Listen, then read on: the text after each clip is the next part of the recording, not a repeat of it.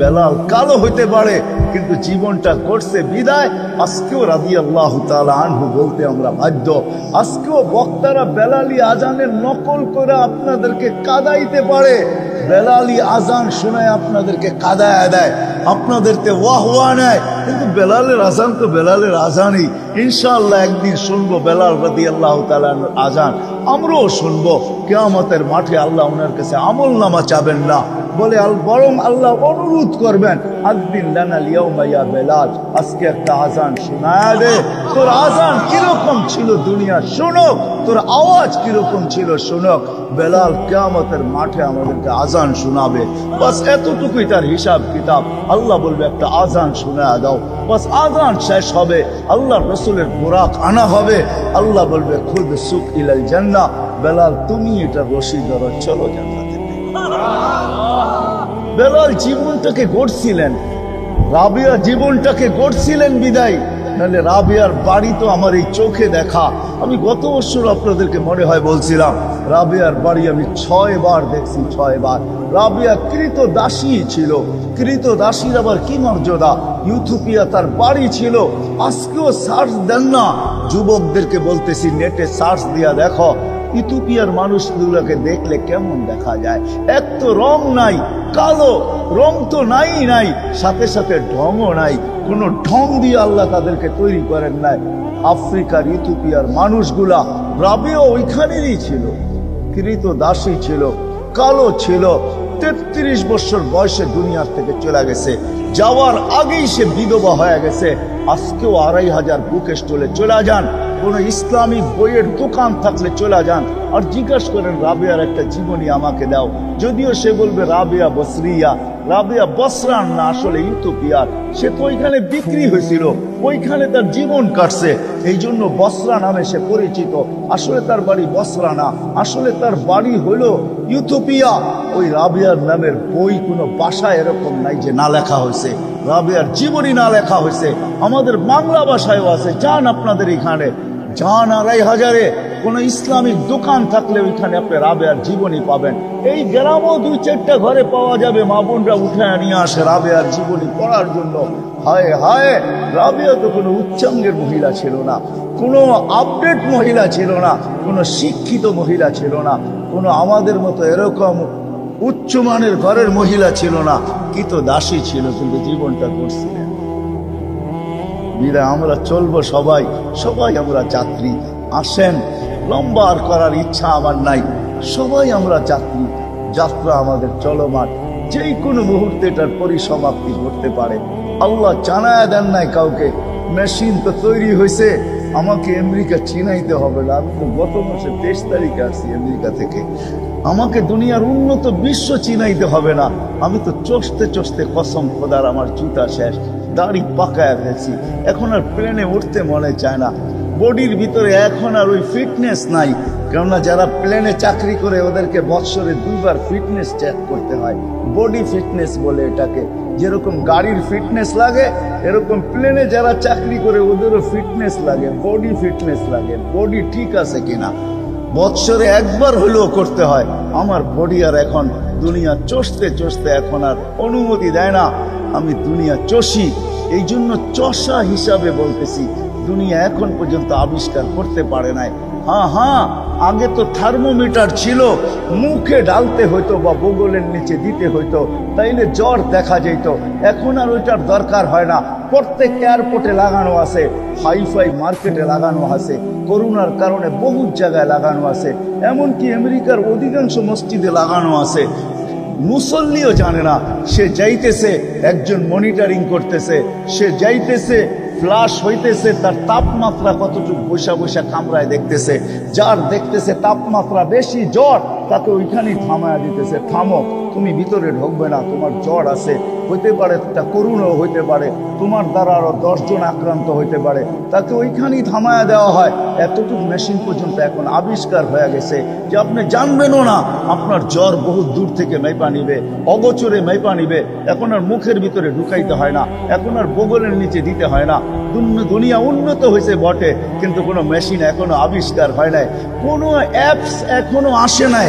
আমাদের যুবকরা এক অ্যাপস নামায় নেয়, আরে বোঝো তো আমার কথা, বোঝো তো তোমরা, না বুড়ারা না বোঝো, তোমাদের তো বোঝার কথা। কোনো অ্যাপস এখনো আবিষ্কার করতে পারে নাই যেটার ভিতরে আঙ্গুল দিলে বলে দিবে আমি কবে মরবো, ঠিক না? কোনো দিন আবিষ্কার হবে না। আমাদের যাত্রার পরিসমাপ্তি কখন ঘটবে? এই জন্য সূর্য ডেলি চিৎকার দিতে দিতে ওঠে, যদিও তার চিৎকার আমাদের কারো কানে আসে না। খোদার কসম সে চিৎকার দেয়, আনা ইয়াউমুন জাদীদ, আমি নতুন দিন, আলা আমালিকা শাহিদ, আমার আলোতে তুই যা করবি যুবক সব আমার কাছে রাখা আছে, সবগুলা সাক্ষী আমি নিজে দিব।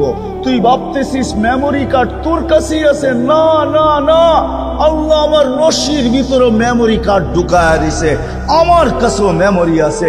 আমার আলোতে যে করবে ওটা আমি সাক্ষী বহন করব। ফাগতানিম, সুবর্ণ সুযোগ মনে করলেন, আউতি হায়াতিকা আবাদা, আর কোনোদিন আমি তোর জীবনে উঠতে নাও পারি। প্রস্তুতির জন্য আল্লাহ ডেলি আমাদেরকে ডাকতে থাকে।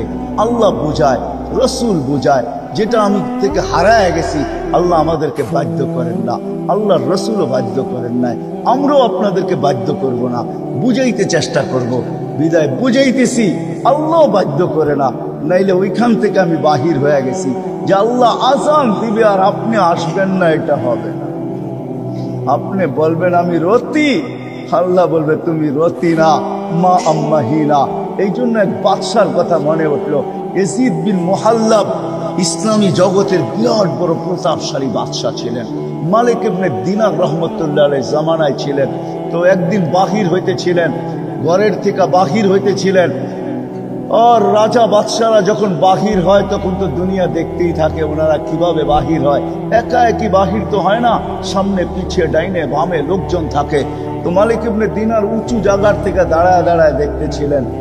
যখন বাদশার চোখে চোখ পড়ছে তো উনি একটু বেকা চোখে দেখছেন। বেকা চোখ, বেকা চোখ বুঝেন? একটু ক্রিটিসাইজ মূলক অঙ্গিতে দেখছেন। তো বাদশাহ ডাইকা পাঠাইছে, এদিকে আয়, তুমি কি আমাকে চিনো না? তো বলছে আমি তোমার চেয়ে তোমাকে ভালো চিনি। তো বাদশাহ কাইপা উঠছে। বাদশাহ বাদশাহ ছিল, প্রতাপশালী ছিল, কিন্তু বেয়াদব ছিল না, আদবওয়ালা ছিল। আলেম ওয়ালামা আল্লাহ ওয়ালাদেরকে আদব করতেন, আদবওয়ালা ছিল। বলছে কি করে হইতে পারে আমার চেয়ে তুমি আমাকে ভালো ছিল? তো বলছে শোনো, আমা কানা আউয়ালুকা নুতফা, তোমার শুরুটা কি একটা দুর্গন্ধময় বিদঘুটে পানি ছিল না? বলছে বালা, এটাই তো বিদঘুটে দুর্গন্ধময় পানি, বীর্য থেকেই তো আমার তৈরি, এটা সত্য বলছো তুমি? বলে আখিরুকা জিফা, তুমি মারা যাওয়ার পরে কি ফুলবে না, ফাটবে না? বলছে অবশ্যই ফুলবেও, ফাটবেও, দুর্গন্ধ হবে। বলছে অবাইনাহুমা তাহমিলু কাযিরা, মধ্যখানে তুমি একটা পেশাব পায়খানার টুকরি। আর কি টুকরি চিনেন? হ্যাঁ, আরে টুকরি চিনেন? কি বলে আপনাদের এখানে? বড়টা, বড়টা, ওরা ওরা ওরা। এটার ভিতরে কি? এটার ভিতরে, এটার ভিতরে কি? পেশাব আর পায়খানা। আর কি মধ্যখানে একটা, এটা পেশাব পায়খানার তুমি একটা পাত্র। আর বাদশাহ চিল্লান দিয়া বলতেছে আরাফতানি হাক্কা, তুই আমাকে চিনছ? তুই চামচগুলো একটু আমাকে চিনে নাই, চামচগুলো একটু চিনে নাই, যেটি আমার চতুর্দিকে করে চামচ, সেটি একটাও চিনে নাই, তুমি আমাকে চিনছ। বাস্তবিক এটি চলে যেত। বিদায় আসেন প্রস্তুতি, সময় বড় দামি, যদিও ঝাই ঝামেলা অনেক, সময় যদিও শর্ট কিন্তু দামি। এই জন্য আল্লাহ বাধ্য করতে চান না, আল্লাহ বুঝাইতে চান যে প্রস্তুতি নেওয়া যাবে। শুনায় দিছেন, দেখায় দিছি, একটা না দুটা না হাজারো দেখানো যাবে, শ্রেণী ভেদ হিসাবে দেখানো যাবে। আপনি কি ভাবেন প্রস্তুতি নিছিল আব্দুর রহমান ইবনে আউফ? আপনার আমি কয় টাকার মালিক, কয় টাকার মালিক? ডলার উঁচা দেখি আপনি অনেক দামি। ও মেরে দোস্ত, কয় টাকার? আব্দুর রহমান ইবনে আউফ আশারায় মুবাশশারার একজন। যখন দুনিয়ার থেকে বিদায় নেয় তখন ক্যাশ টাকা ছিল 48-47 লক্ষ কোটি টাকা। সোনার উপর টাকা ছিল 47 লক্ষ কোটি। যান যান ইতিহাস পড়ে দেখেন, 47 লক্ষ কোটি ছিল। কয়েক মিলিয়ন দাম বর্তমানে এক একটা ঘোড়ার, কয়েক মিলিয়ন দাম এক একটা ঘোড়ার। আপনার আমার টাকা না, দেড়হাম দাম, দেড়হাম। আরবি ঘোড়া, এরকম ঘোড়া ছিল 4000। বাকিগুলা বললাম না, প্রত্যেকটা বলা যায়। উনিও প্রস্তুতি নিছেন তো দুনিয়াতে থাকতেই আশারায় মুবাশশারার একজন, টপ 10-এর ভিতরে একজন। উনি টপ 10, 10 জনের ভিতরে একজন আব্দুর রহমান ইবনে আউফ রাদিয়াল্লাহু তাআলা, যার মৃত্যুর সময় সম্পদের অর্থে বেশি সম্পদ। আপনাদের বাংলাদেশের ন্যাশনাল বাজেট হয়েছে এবার মাত্র 6 লক্ষ কোটি টাকা। বাঙ্গারিগুলা বাদ দিলাম, আব্দুর রহমান ইবনে আউফ রাদিয়াল্লাহু তাআলা বাঙ্গারিগুলা আছে, ওগুলো আমি বললাম না। 6 লক্ষ কোটি টাকা আমাদের ন্যাশনাল বাজেট হয়েছে। আব্দুর রহমান ইবনে আউফের রাদিয়াল্লাহু তাআলা মৃত্যু লগ্নে ছেলে সন্তানের জন্য রাইখা গেছেন 47 লক্ষ কোটি টাকা।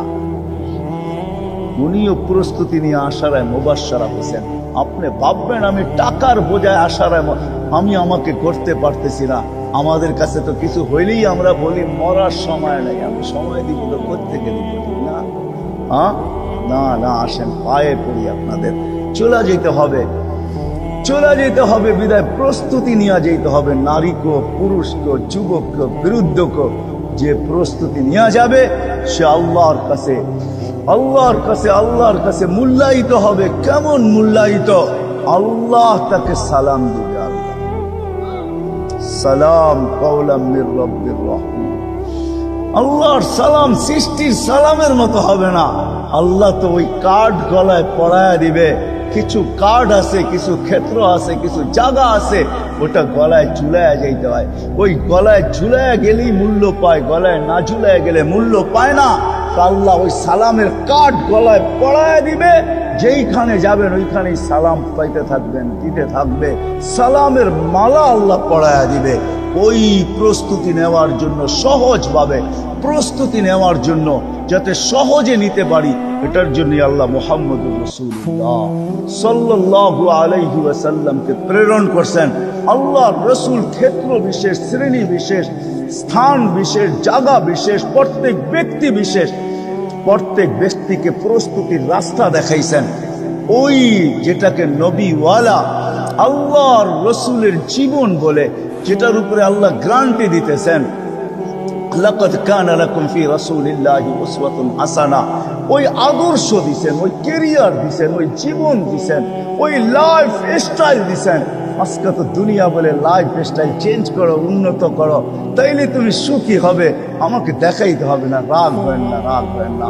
আমার এখানে হাজারো কান্নাও লুকানো আছে, হাজারো হাসিও লুকানো আছে। এই বছরও আমি কানতে কানতে কোনো এক পর্বে আমেরিকাতে কানতে আমি বাধ্য হয়েছি। আমার চোখে পানি আসছে, পানি আসছে। আমার এখানে কান্নাও আছে, হাসিও আছে। আমাকে কোনো জিনিস দিয়ে বুঝাইতে চেষ্টা করেন না। আমি তো চোখে দেখতে দেখতে দেখতে দেখতে দেখতে দেখতে আমার চোখের আলো কইমা আসতেছে। এই জন্য বুঝাইতে চাইতেছি আপনাদেরকে, মেরে দোস্ত, মেরে দোস্ত, এটাই সত্য। লাইফ স্টাইল চেঞ্জ করলেই, উন্নতি হলেই আমরা সুখী হব এমন না। আল্লাহর মুহাম্মদুর রাসূলুল্লাহ সাল্লাল্লাহু আলাইহি ওয়াসাল্লাম এক লাইফ নিয়ে আসছেন, এক জিন্দেগি নিয়ে আসছেন, এক আদর্শ নিয়ে আসছেন, এক তরিকা নিয়ে আসছেন, এক জীবন নিয়ে আসছেন, এক জীবন গড়ার পদ্ধতি নিয়ে আসছেন।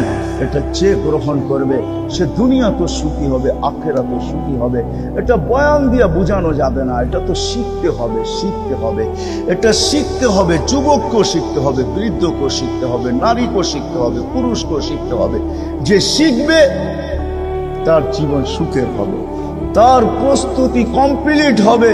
মৌত আসবে, প্রস্তুতি কমপ্লিট হয়ে যাবে, এইখান থেকে যাবে তো ফেরেশতারা কার্ড অফ অনার দিতে দিতে নিবে, সঙ্গ দিতে দিতে নিবে। কোরআন বলতেছে নাহনু আউলিয়াউকুম ফিল হায়াতিদ দুনিয়া ওয়াল আখিরা। কোরআন বলে আমি তোমাদেরকে সঙ্গ দিতে দিতে, ফেরেশতারা বলে আমরা সঙ্গ দিতে দিতে তোমাকে নিব, জান্নাতের গেট পর্যন্ত তোমাদেরকে পৌঁছাবো। জান্নাতের দরজা পর্যন্ত তোমাদেরকে পৌঁছায় দিব, জান্নাতের ফেরেশতাদের হাতে উঠায় দিব। ওরা আবার তোমাকে রিসিভ করবে, তো গার্ড অফ অনার দিয়ে রিসিভ করবে। ওরাও বলবে সালামুন তিবতুম ফাদখুলুহা খালিদিন। ওরা সুন্দর জীবন বানায় আসো। এই জন্য মেরে দোস্ত কথা শেষ, শিখেন আল্লাহ রসুলের জিন্দেগি শিখেন। বাংলাদেশের জন্য সহজ এটা, দুনিয়ার আদার কোনো দেশের জন্য এত সহজ না। মক্কা, মদিনা, বাইতুল মুকাদ্দাস ভিন্ন কথা, এই তিন ক্ষেত্র ছাড়া দুনিয়ার কোনো জায়গায় এতটুকু সহজ নাই, এতটুকু সহজ না, এতটুকু আসান না। আমি তো বলি ওই তিন জায়গার পরে দুনিয়ার কোনো মাটি যদি আল্লাহর কাছে সবচেয়ে প্রিয় হয়, আমার মনে হয় সেটা বাংলাদেশের। আমার কাছে প্রমাণ আছে, আমি আপনাকে প্রমাণ দিতে পারবো বাংলাদেশের মাটি মনে হয় সবচেয়ে বেশি প্রিয়, বাংলাদেশের মানুষ মনে হয় আল্লাহর কাছে সবচেয়ে বেশি প্রিয়। নাইলে আল্লাহ রসুল এই উক্তি কেন করবেন যে বাংলাদেশের মানুষ সরল সহজ, বাংলাদেশের মানুষ সাদা সিধা? তাইলে বাংলাদেশের এই অবস্থা কেন হবে? কোনো গ্রাম নাই যেখানে মাদ্রাসা না আছে, কোনো গ্রাম নাই যেখানে মক্তব না আছে, কোনো গ্রাম নাই যেখানে হজখানা না আছে, কোনো গ্রাম নাই যেখানে দু চারটা মসজিদ না আছে, কোনো গ্রাম নাই যেখানে দু চার পাঁচজন হক্কানি আলেম না আছে। বাংলাদেশের কোনো ক্ষেত্র নাই যেখানে ওলামা একরাম হক্কানি আলেম না আছে। কদমে কদমে পাওয়া যায়, দুনিয়া তো শত শত মাইল ঘুরলে একজন পাওয়া যায় না। আপনাদের এইখানেও মনে হয় গত বছর আমি বলছি যে 700 কিলোমিটার দূর থেকে আসছে ছোট্ট একটা মাসলা জিজ্ঞাসা করার জন্য। মাসলা আমি ওকে বইলা দিছি বটে, কিন্তু আগে বলছিলাম ওকে তোর পাও দুইটা দে, মনে চাই আমি একটা চুমা দিই। 700 কিলোমিটার দূর থেকে আসছি, নব মুসলিম, বলছে আমি মুসলমান, আমার মা বাবা মুসলমান না, আমার ইসলাম আমাকে কি বলে, আমার আল্লাহ আমাকে কি বলে, আমার রসুল আমাকে কি বলে, আমি কাফের মা বাবার সাথে ব্যবহার করব তো কিরকম করব? আজকে তো এখানে মুসলমান সন্তানও জানে না মা বাবার সাথে কিরকম ব্যবহার করবে, না জানে না। কোনো ওলামাকে জিজ্ঞাসা করে রাগ হয়ে গেলেন, দাড়ি পাইকা গেছে সে পর্যন্ত কোনোদিন জিজ্ঞাসা করে নাই। মা বাবা দুনিয়ার থেকে চলে গেছে, এখনো কেউ জিজ্ঞাসা করে না যে মা বাবা চলে গেল আমি তার ঋণ শোধ করবো তো করবো কি করে। আল্লাহ রসুল তরিকা দিয়া গেছেন, বিদ্যা দিয়া গেছেন, শিক্ষা দিয়া গেছেন। মা বাবার ঋণ শোধ করতে পারো নাই, দুনিয়ায় থাকতে তুমি মূল্যায়ন করো নাই, কদর করো নাই, দাম দাও নাই। দুনিয়ার থেকে চলে গেছে, এখন তোমার দিলে বড় ব্যথা হয়, হয় মা বাবা চলে গেছে, আমি আর মূল্যায়ন করবো তো করবো কি করে, দাম দিব তো দিব কি করে, ঋণ শোধ করবো তো করবো কি করে। কসম খোদার, আল্লাহ রসুল শিখায় গেছে এই কাজ কর, মা বাবার ঋণ শোধ হয়ে যায়। জিজ্ঞাসা করেন, আল্লাহ রসুল বইলা দিয়া গেছেন। আমরা তো কোনোদিন জিজ্ঞাসাও করি নাই, শিখিও নাই, না এখন না তখন, নব মুসলিম। আর এইখানে কদমে কদমে ওলামা পাওয়া যায়। বিদায় আসেন, আজকে ওয়াদা করি, অঙ্গীকার করি, আমরা ওলামাদের কাছে থেকে নবীর জিন্দেগি শিখবো। আর নবীর জিন্দেগি অনুযায়ী একটা সুন্নত যদি আমার জিন্দেগিতে প্রতিফলিত হইল, আর এটা যদি গ্রহণযোগ্যতা পাইল আল্লাহর কাছে, কসম খোদার জীবন গড়া হয়ে যাবে।